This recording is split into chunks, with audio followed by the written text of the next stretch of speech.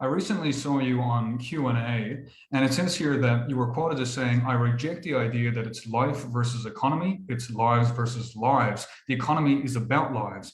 Could you please deconstruct what you mean by that? Sure. So many people on the street, particularly those who are not economists, but even some people who are, don't actually understand that human well-being, the longevity we've experienced in our generation, and the happiness in our lives is actually undergirded and supported by a functioning, healthy economy. An economy which is not centrally planned, but one in which there is a free market mechanism that is undergirded by strong institutions. So you have a government, there is a role for government, but there is also the requirement that the man on the spot, the person on the street who has access to market signals about demand for his product or other kinds of aspects of the context in which he's operating, is the person who is making decisions about where to invest and how to try to make something, or whether to go into a particular market, or how to consume, indeed, what kinds of products and where to buy them and all that. And so when we press pause on that massively wonderful economic system that is interdependent across not just regions of a country, but across countries and across families within the country, then we are basically preventing that system from delivering to us the very health and welfare that we so desire, that we want, and indeed that has propelled us into some of these crazy policies, saying that we want to preserve life.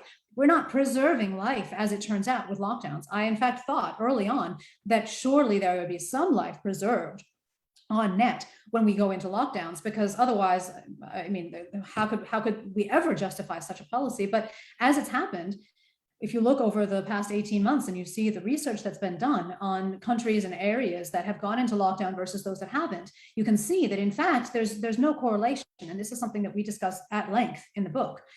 If anything, the regions that went into lockdown have done worse on deaths than those who have not gone into lockdowns.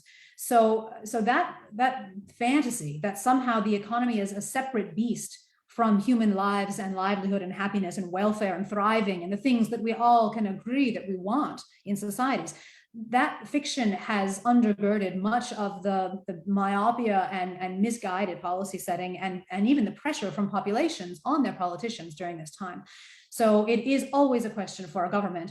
How many lives will I save with this policy versus how many lives will I save with this policy? And it's not just lives per se in terms of the number, but the quality of those lives. Quality adjusted life years is the currency often used. It's what I used in my submission to the Victorian Parliament last year, which I think was pretty much ignored, which essentially suggested a way forward in terms of how to produce a cost-benefit analysis of lockdown policies. So basically, the narrative is getting in the way of the actual facts, of the actual statistics. But because the narrative is popular, it ends up continuing. And furthermore, we've got the funds to sort of to keep us locked down and dependent upon the government. You were named the 2019 Young Economist of the Year by the Economic Society of Australia. You went to Yale for your BA. You've got a PhD in economics from the University of Maryland. You mentioned before that that the Victorian Parliament was not listening to you. Is there anyone in the government listening to your analysis and those of your co-authors? Andrew, I wish I could say yes. I have been waiting for the phone to ring for over a month now, hoping that it would, after I've given some information to the Australian Local Government Association a couple months ago. And indeed, I've been waiting really since last year for somebody in government to call me, whether it's a state leader or from the Commonwealth.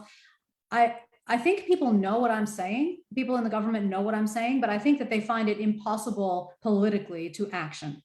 And I can tell you that it's not the case, as you might imagine from just an outside observation, that the government didn't do any cost-benefit analyses at all. I think that what has happened is that they did some, or they at least looked at the possible cost of lockdowns, but they realized how awful it looked and that they couldn't possibly release that information to the public, and so they buried it.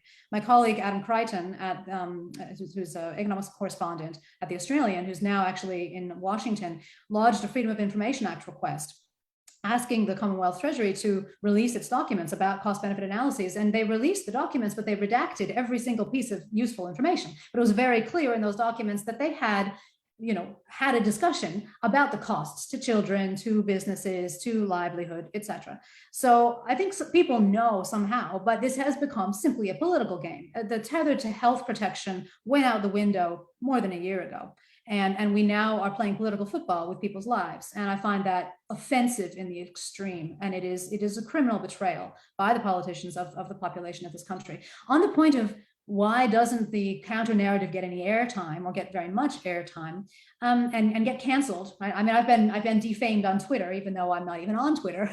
Apparently, my friends tell me that I've been defamed there, and I've certainly had many a moniker thrown at me over the past 18 months that I wouldn't care to repeat in polite company.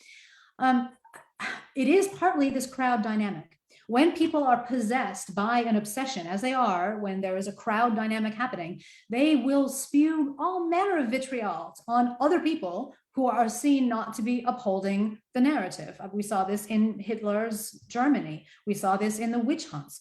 We even saw this in Prohibition, where there's a particular obsession about something that everybody in the crowd is fixated upon. And it's almost like a crowd selection, self-preservation dynamic that takes over. And these people begin to themselves care about the preservation of the crowd per se, rather than anything else that used to matter before the formation of the crowd. So I've said so many times, what happened to everything else that's important in life?